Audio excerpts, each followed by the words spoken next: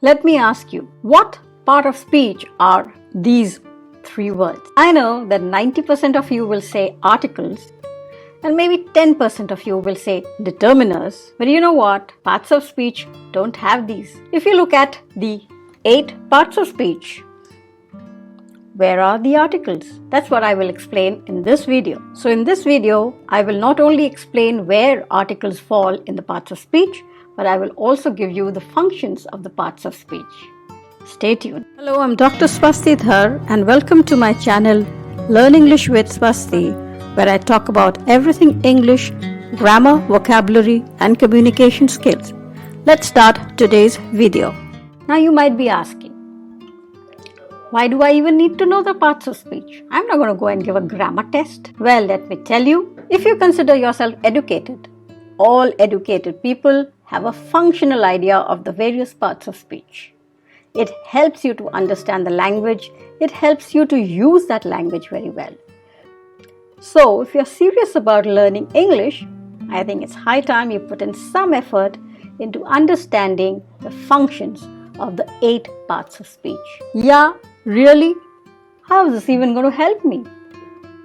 Well, if you have a functional knowledge of the parts of speech, you know that nouns talk about things, adjectives describe nouns, verbs speak about actions.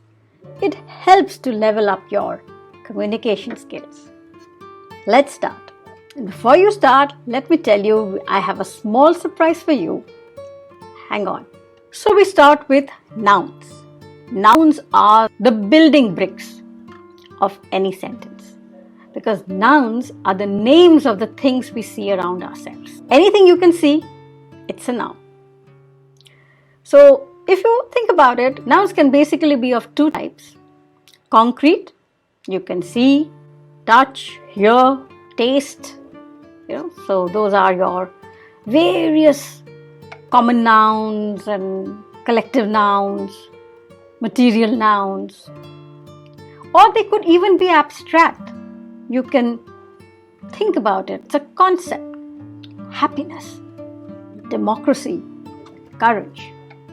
So anything that we see as an idea or we can touch it, those are nouns. The names of those are nouns. And if it's a name of a particular person, it becomes a proper noun. You can learn more about nouns in the video about nouns, which I will be making soon. Nouns can be countable, uncountable, but the main thing is nouns are affected by gender, case, and number. The next in line are the pronouns. Pronouns are just those words which can be used instead of a noun. Now you might think we only have personal pronouns, he, she, it, they. Oh no, there are 11 kinds of pronouns. You have relative pronouns, you have demonstrative pronouns, you have interrogative pronouns, but basically pronouns function as nouns. So whatever it is that a noun can do, the pronoun can do it too. Let's move on now to the next building block of any sentence, which is a verb. Verbs, you might have heard, speak about actions, but not only actions. They also express your state, the state of beings. Love could be, it's not an action, but when you say, I love this, it is a state of being. So you have your dynamic words and your non-dynamic or the stative verbs. But verbs fuel the sentence. It's said that you can express any thought in the form of a verb and a noun. In a sentence, the verb can be the main verb or the principal verb, or it can also help another verb, known as the auxiliary verbs. So that's what a verb does. Verbs are affected not only by person and number, but also by time, tenses, the voice, active voice, passive voice, and the mood. The 4th part of speech are the adjectives. Now, adjectives are words which qualifies a noun. What does it mean to qualify a noun? It tells us more about the noun.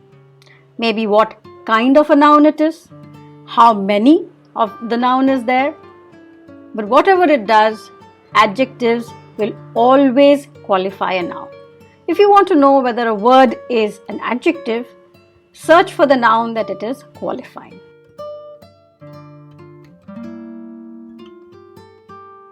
Now we come to the adverbs. Now mostly I've seen in schools, adverbs are taught as words that qualify verbs.